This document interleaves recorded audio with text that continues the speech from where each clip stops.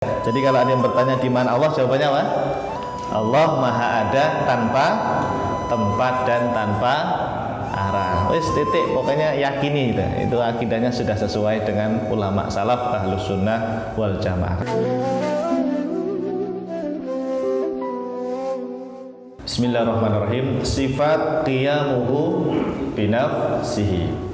Qiyamuhu binafsihi artinya adalah tidak membutuhkan pada yang lainnya. Ingat kemarin Bapak Ibu ketika menterjemah sifat salbiyah itu harus diawali dengan lafadz tidak depannya, ya. Sifat salbiyah ada berapa?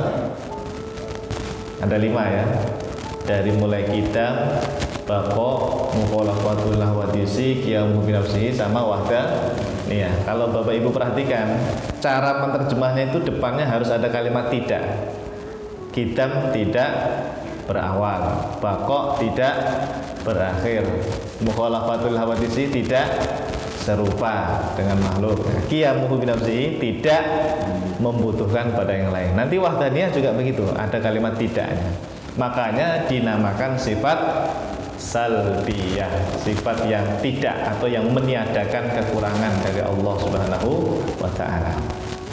Yang kedua, kita wajib meyakini bahwasanya Allah Subhanahu wa ta'ala tidak membutuhkan apapun.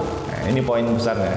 Dan tidak membutuhkan pada siapapun termasuk alam semesta ini, Pak.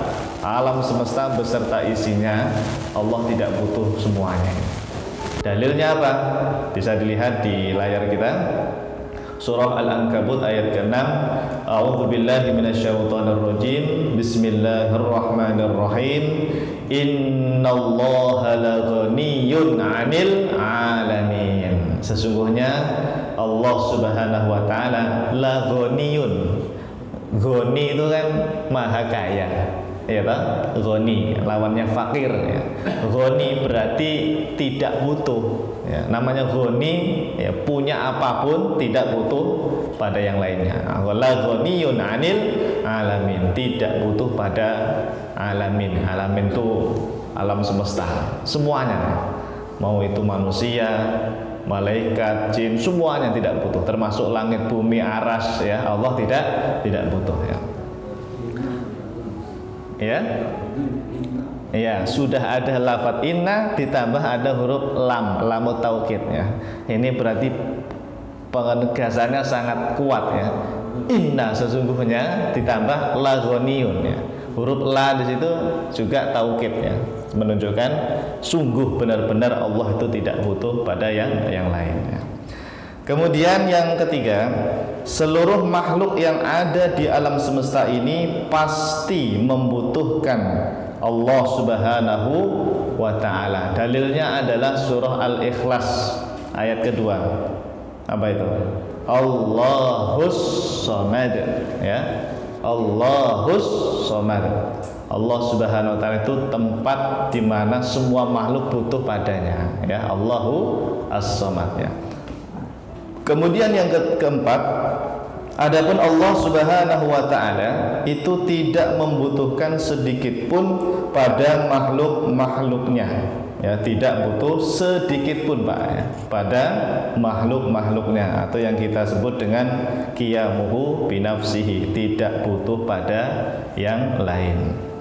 Yang kelima, adanya Allah Subhanahu wa ta'ala itu tidak membutuhkan arasy, langit, ruang angkasa, bumi, manusia, malaikat, jin, dan tidak membutuhkan pada yang lainnya. Intinya sama sekali tidak butuh pada makhluk, ya.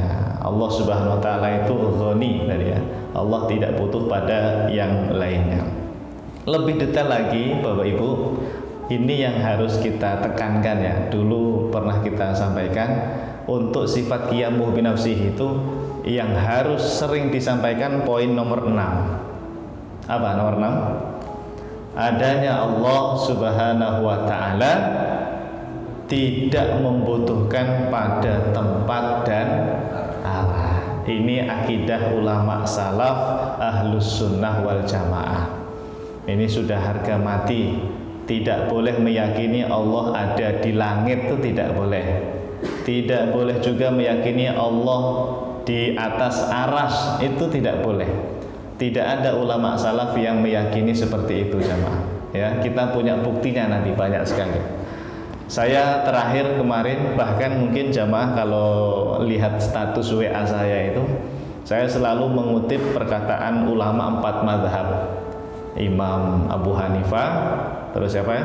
Imam Malik, Imam Syafi'i, dan Imam Ahmad bin Hambal. Ini Pak, pendiri fikih 4 mazhab itu sepakat meniadakan jihad dari Allah. Apa itu jihad?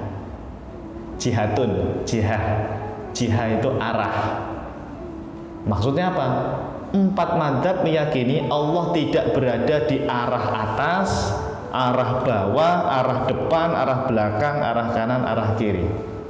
Itu ada buktinya sama. Kita punya nukilan ibarah. Apa itu ibarah itu? Pernyataan, perkataan dari ulama 4 mazhab. Allah maha suci dari arah.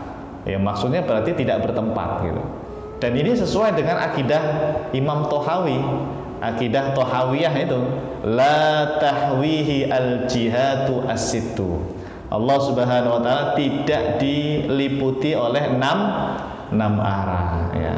Jadi kalau ada yang bertanya di mana Allah, itu nomor 7 itu. Coba kita baca.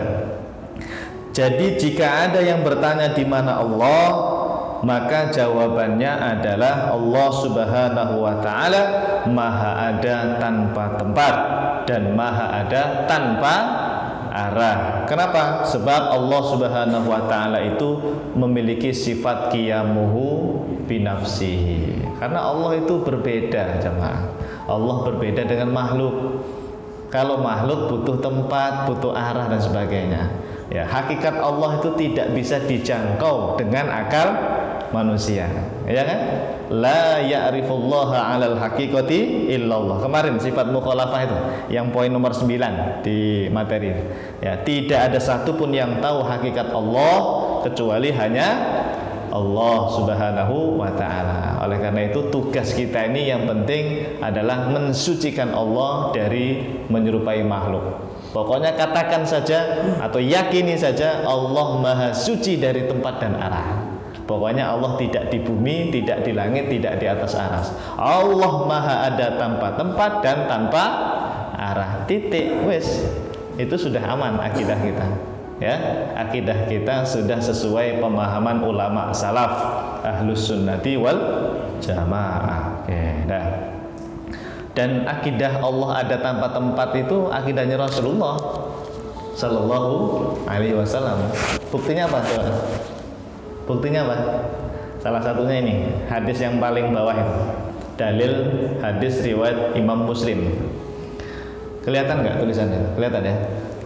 Nabi Pak Bu, Nabi Sallallahu Alaihi Wasallam suatu hari itu pernah berdoa. Ya, ini doa sebetulnya panjang. Doa agar dimudahkan dalam melunasi hutang sebetulnya ini doa ini.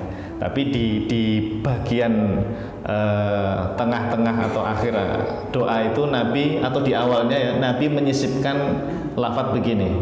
Wa anta dzahir falaysa fawqaka syai' wa antal batinu falaysa dunaka syai'. Ini yang mengucapkan baginda Rasulullah Pak sallallahu alaihi wasallam. Yang kalau diterjemahkan, ya Allah, Engkaulah yang maha zahir, yang tidak ada sesuatu apapun di atasmu, dan Engkaulah yang maha batin, yang tidak ada sesuatu apapun di bawahmu.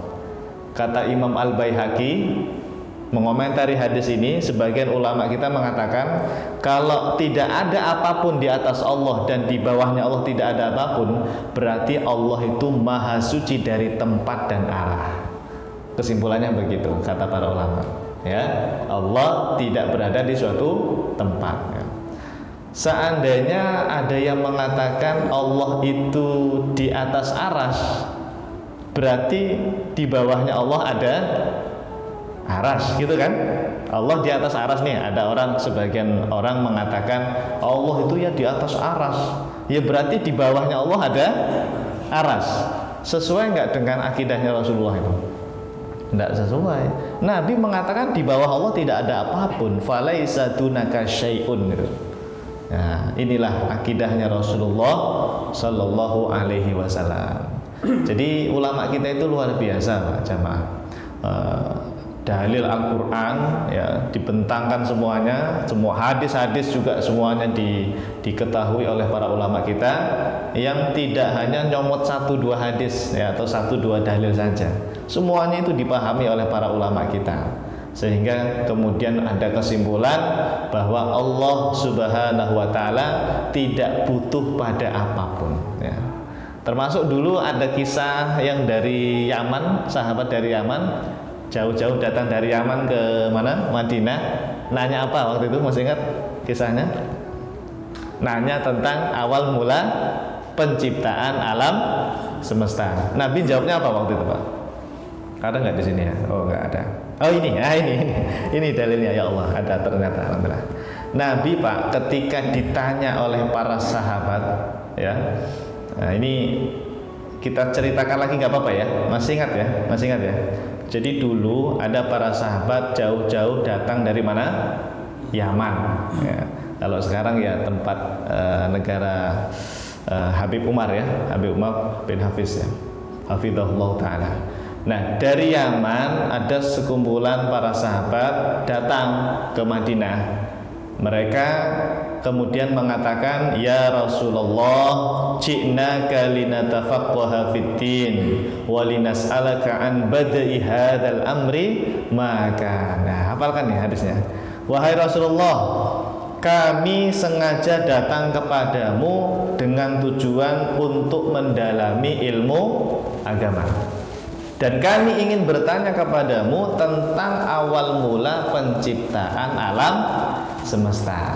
Jadi para sahabat tuh pengen tahu gimana Allah menciptakan alam semesta ini, bagaimana dulu awal mulanya. Dijawab, Pak, oleh Rasulullah Sallallahu Alaihi Wasallam. Ikuti, kanallahu walam yakun syai'un ghairuhu. Ya, apa terjemahnya apa itu? Pada azali Allah maha ada. Kan Allah itu Allah maha ada. Walam yakun syai'un ghairuhu, dan segala sesuatu selain Allah, apapun itu, Pak, apapun, entah langit, entah bumi, entah aras, entah ruang angkasa, entah tempat, entah itu arah, pokoknya segala sesuatu selain Allah sama sekali tidak ada atau belum ada, belum diciptakan. Artinya apa? Ya dulu itu nggak ada langit, nggak ada bumi, tidak ada ruang angkasa, tidak ada cahaya, tidak ada gelap.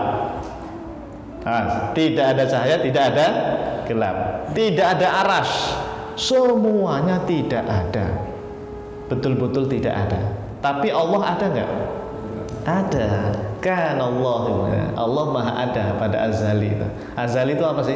Azali itu yaitu sebelum adanya makhluk itu namanya azali ya. Sebelum adanya seluruh makhluk itu disebut azali ya. Nah, ini Nabi sedang mengajarkan akidah bahwa Allah itu tidak butuh pada apapun. Meskipun belum ada aras, langit, bumi, manusia, malaikat, Allah tetap ada. Disitulah cara memahami Allah maha ada tanpa tempat atau tanpa arah. Karena tempat dan arah itu diciptakan oleh Allah Subhanahu wa Ta'ala. Oke, nah sampai situ, itu poin pentingnya di situ ya. Jadi nanti kalau ada yang nanya, Pak ya, dalilnya apa ya Allah ada tanpa tempat tanpa arah? Ya ini Sahih Al-Bukhari ini, Pak. Sahih Al-Bukhari. Coba tanyakan kepada orang-orang yang meyakini Allah di atas aras, diapakan hadis ini oleh mereka ya. Nah, makanya memahami dalil itu nggak cukup satu dalil ya. Tidak hanya ayat Ar-Rahmanu 'alal 'arsy istawa saja. Ada ayat-ayat yang lain. Wa huwa ma'akum aina ma kuntum, ada ayat wa nahnu aqrabu ilaihi min hablil warid, ada ayat wa idza sa'alaka ibadi anni fa inni qarib, dan seterusnya, banyak sekali. Nah, Jadi dalil-dalil itu harus dikumpulkan lalu kemudian disimpulkan oleh para ulama. Nah, selanjutnya poin berapa tadi? Nomor 7 sudah ya? Sudah ya, selesai ya. Jadi kalau ada yang bertanya di mana Allah, jawabannya apa? Allah Maha Ada tanpa tempat dan tanpa arah. Wis titik, pokoknya yakini itu akidahnya sudah sesuai dengan ulama salaf ahlus sunnah wal jamaah. Karena Allah punya sifat qiyamuhu binafsihi. Nah, ini saya punya bukti sebagian ulama, misalnya pendiri NU Mbah Kiai Haji Hasyim Asy'ari. Nah, beliau ini gurunya para guru di Indonesia, maha gurunya ya. Syekhu masyayikhina, gurunya para guru yang ada di Indonesia. Para kiai itu Pak, para kiai, para ustadz, itu sanad keilmuannya itu ya rata-rata nyambungnya ke Kiai Haji Hasyim Asy'ari, pendiri Nahdlatul Ulama atau NU. Beliau Pak nulis kitabnya ini sebetulnya tentang Maulid Nabi, isinya tentang Maulid Nabi ya. Tapi beliau di muqaddimahnya tidak lupa menyisipkan dasar akidah ulama salaf ahlus sunnah wal jamaah. Nah ini bunyinya seperti ini. Wa asyhadu an la ilaha illallah wahdahu la syarikalah al-munazzahu 'anil jismiyati wal jihati. Nah, jihah itu arah, waz zamani wal makan. Aku bersaksi bahwasanya tidak ada Tuhan yang berhak untuk disembah berdasarkan kebenaran kecuali hanya Allah saja, Allah Subhanahu wa ta'ala. Dialah Allah yang tiada sekutu baginya, la syarikalah, tidak ada sekutu itu orang-orang tandingane, tidak ada yang menyamai, tidak ada yang sepadan, yang sekufu dengan Allah tidak ada. Al-munazzahu, yang maha suci, anil jismiyati, dari jisim. Apa jisim waktu itu? Pokoknya yang memiliki bentuk atau ukuran itu nggak berlaku bagi Allah. Allah itu bukan kecil, bukan sedang, bukan besar, bukan ya, bukan itu ya. Tidak berlaku ukuran bagi Allah SWT. Allah betul-betul beda dengan segala sesuatu yang ada. Dan Allah itu maha suci dari jihah. Apa jihah? Berada di suatu arah, itu tidak berlaku bagi Allah. Ini akidahnya Mbah Hasyim Asy'ari Pak ya, pendiri NU. Allah maha suci dari arah, bahkan maha suci dari waktu dan tempat.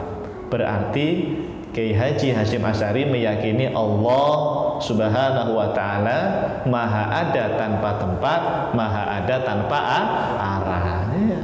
Akidah kita sesuai kiai-kiai kita Pak, alhamdulillah ya. Dan ini adalah akidah ulama salaf memang, yang sanadnya bersambung sampai kepada Rasulullah Shallallahu Alaihi Wasallam. Ya, kita punya bukti ya, tidak asal-asalan. Ya. Oh, akidah kita ini ngaji sifat 20 ini ternyata sama seperti Mbah Hasyim Asy'ari, rahimahullahu taala.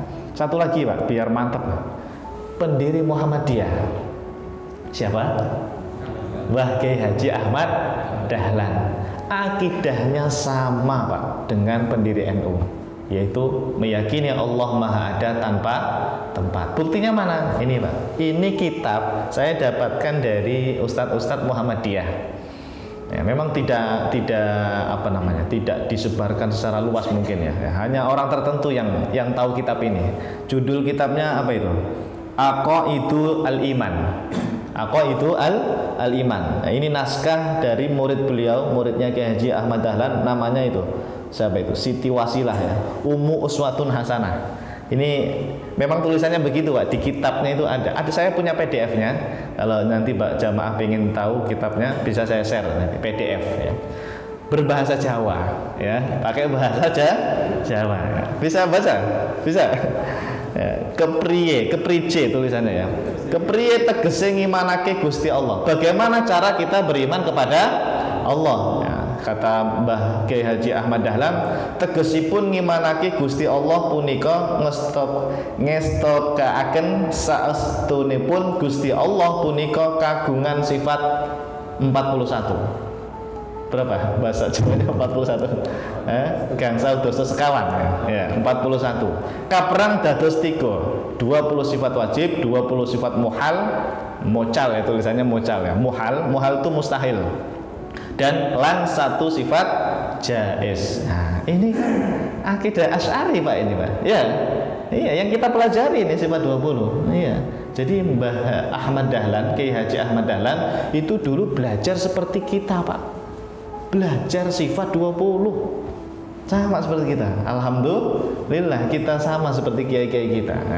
Nah di situ setelah beliau menyebutkan sifat 20 ya, ada sifat namanya itu yang warnanya merah.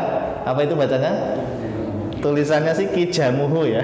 Nah, itu kan ejaan zaman dulu. Kiyamuhu binafsihi. Itu diterjemahkan oleh Mbah Kiai Haji Ahmad Dahlan, jumenengipun Gusti Allah kelawan datipun piyambak boten manggen. Berarti tidak bertempat. Nah, ini akidahnya Mbah Kiai Haji Ahmad Dahlan. Masya Allah. Allah Maha Suci dari tempat dan arah. Kita punya banyak bukti ya. Alhamdulillah. Baik. Bahkan pengikutnya Pak, setelah Kiai Haji Ahmad Dahlan meninggal, itu kan generasi awal menyusun sebuah buku atau kitab semacam apa ya, diskusi tentang apa namanya ya tentang akidah lah, bahkan tentang fikih juga, namanya HPT. Ada yang tahu apa itu HPT?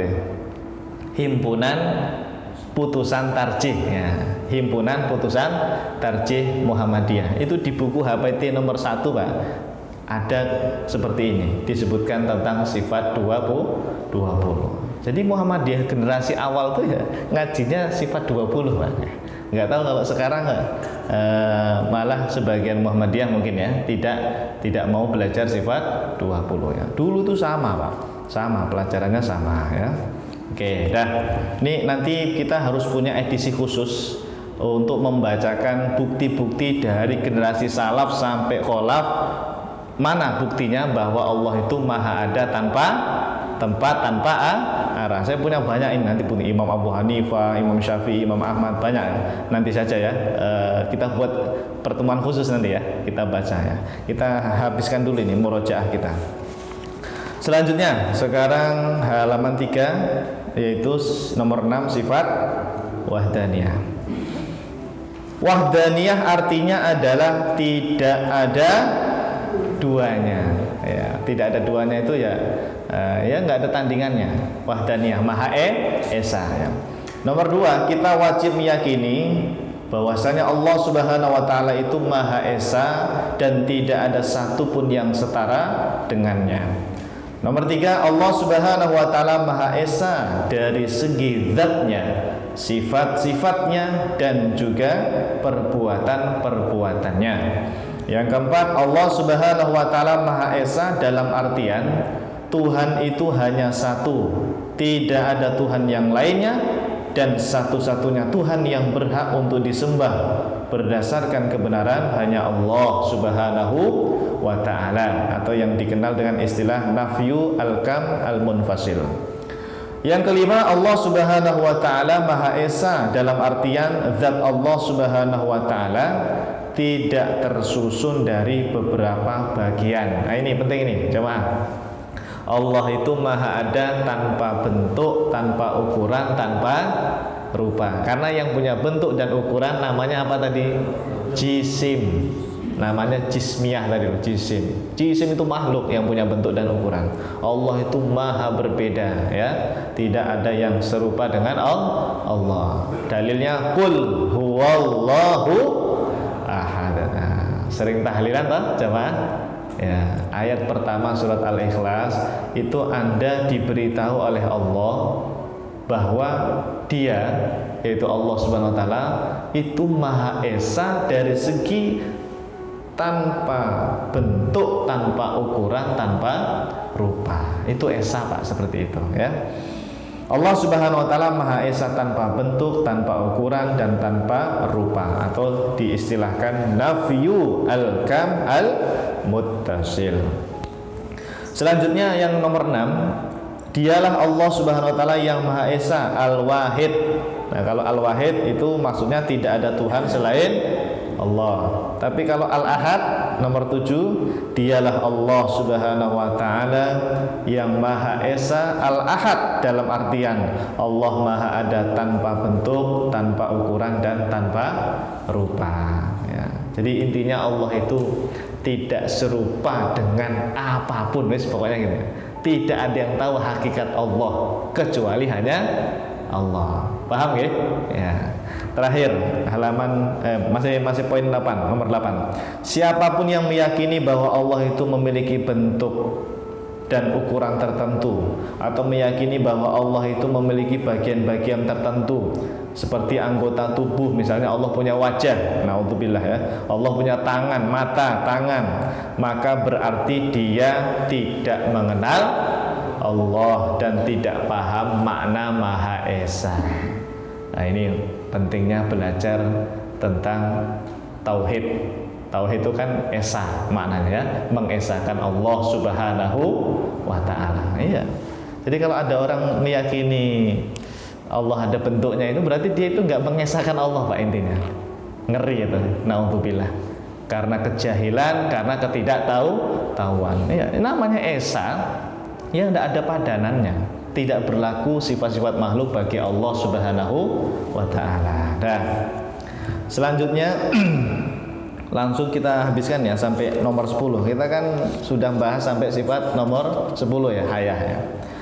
Untuk nomor 7 kita baca nomor poin, nggak usah semuanya ya, karena itu agak jelimet yang bawah-bawah ini. Yang penting paham apa itu kudrah ya.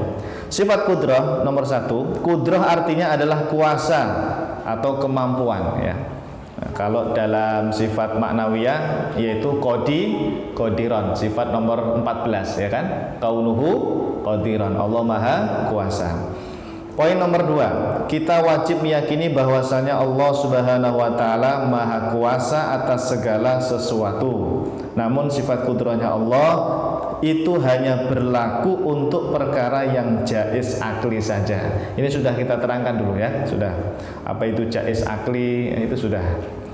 Nomor 3, Allah Subhanahu wa taala Maha Kuasa menciptakan manusia, malaikat, jin, 7 lapis langit, cahaya, kegelapan. Kegelapan itu diciptakan oleh Allah enggak, Pak? Diciptakan. Segala sesuatu selain Allah itu pasti diciptakan oleh Allah. Cahaya ya ciptaan Allah, gelap juga ciptaan Allah. Berarti cahaya dan gelap dulu ada enggak dulu itu? Tidak ada. Dulu tidak ada semangat karena ciptaan Allah ya. Kemudian matahari, bulan, planet, bintang, al-kursi, ada makhluk namanya al-kursi ya, ada makhluk namanya arash, dan al-qalam termasuk lauh al-mahfud, al-lauh al-mahfud yang ada di atas langit ketujuh. Semuanya itu ciptaan Allah. Allah menciptakannya dengan sifat apa namanya? Kudrah ya. Allah menciptakan segala sesuatu dengan sifatnya, namanya sifat kudrah ya. Kudrah itu qadir. Nah, mana ayatnya? Innallaha ala kulli syai'in qadir. Sebentar. Nah, ini masih poin 6 ya. Innallaha ala kulli syai'in qadir. Sesungguhnya Allah Subhanahu wa taala Maha Kuasa atas segala sesuatu. Baik, selanjutnya halaman 4, sifat iradah. Sifat iradah. Gak usah dibaca semua ya. Yang pertama, iradah artinya adalah kehendak, atau kalau dalam sifat maknawiyah kaunuhu muridan, Allah Maha berkehendak. Nomor 2, kita wajib meyakini bahwasanya Allah Subhanahu wa taala itu Maha berkehendak atas segala sesuatu. Namun sifat iradahnya Allah itu hanya berlaku untuk perkara yang jaiz akli saja ya. Nomor 3, Allah Subhanahu wa taala Maha menghendaki penciptaan manusia, malaikat, jin, 7 lapis langit, cahaya, kegelapan, matahari, bulan, planet, bintang, al-kursi, al-arash, al-qalam, al-lauh al-mahfud, dan makhluk-makhluk yang lainnya. Langsung nomor 7 jemaah. Apapun yang dikehendaki oleh Allah Subhanahu wa taala pada azali, maka pasti akan terjadi. Dan sebaliknya, apapun yang tidak dikehendaki oleh Allah Subhanahu wa taala pada adat azali, maka pasti tidak akan terjadi. Ini ada dalilnya, masyaallahu kana wa ma lam yasha lam yakun. Sekarang kita sedang ngapain, Pak? Ngaji. Ya, hari Sabtu pada subuh pekan keberapa ini? 2. Sebelum adanya alam semesta, Allah itu sudah menghendaki kita bakalan nanti tanggal sekian, bulan sekian, tahun sekian akan ada pengajian di Masjid Baitur Rahim. Itu sudah ditentukan, dikehendaki oleh Allah jauh sebelum adanya alam semesta, Pak. Nah, itu namanya sifat irodah ya. Allah menghendaki kita ngaji, Pak, pagi hari ini, ya Allah, ya. Dan ini terus disamakan dengan yang lainnya.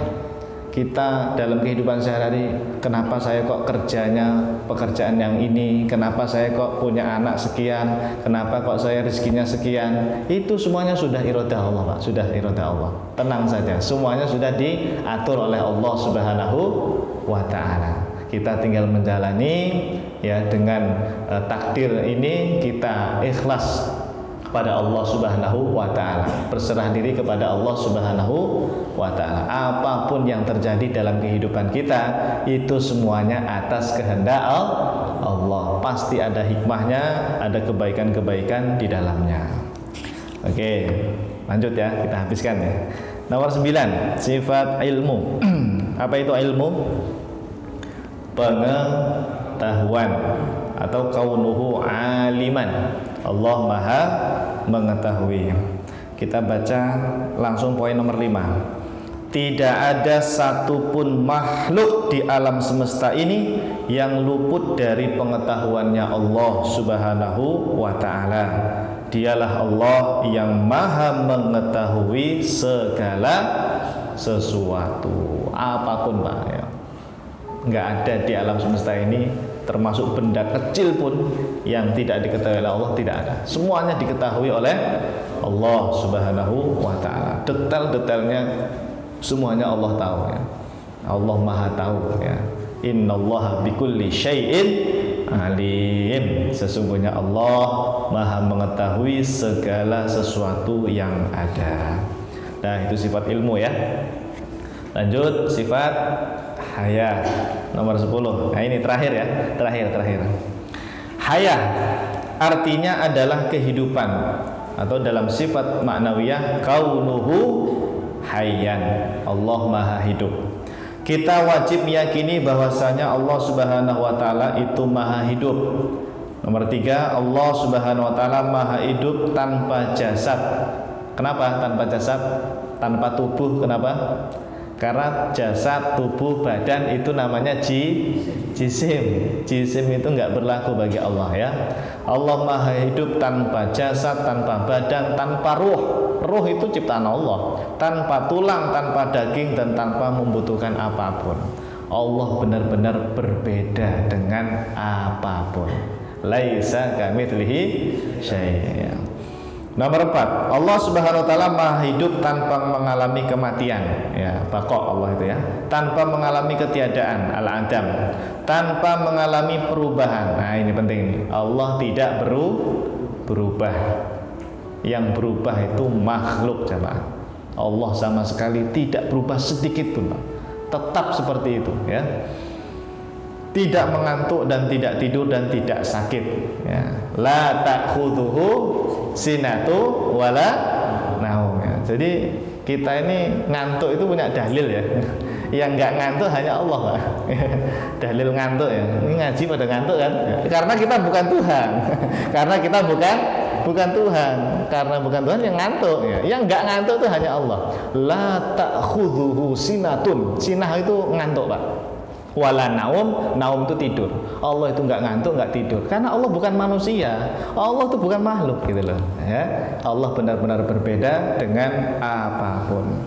Dialah Allah Subhanahu wa taala yang Maha hidup dan maha mengatur seluruh urusan makhluk-makhluknya, atau yang kita kenal dengan Al-Hayyu Al-Qayyum. Ya, Rasulullah Shallallahu Alaihi Wasallam pernah berdoa, Ya Hayyu Ya Qayyum. Coba ikuti, Ya Hayyu Ya Qayyum bi rahmatika astaghith. Ya Allah, wahai yang maha hidup dan yang maha mengatur, dengan rahmatmu aku memohon pertolonganmu. Nabi sering berdoa pakai ini, Pak.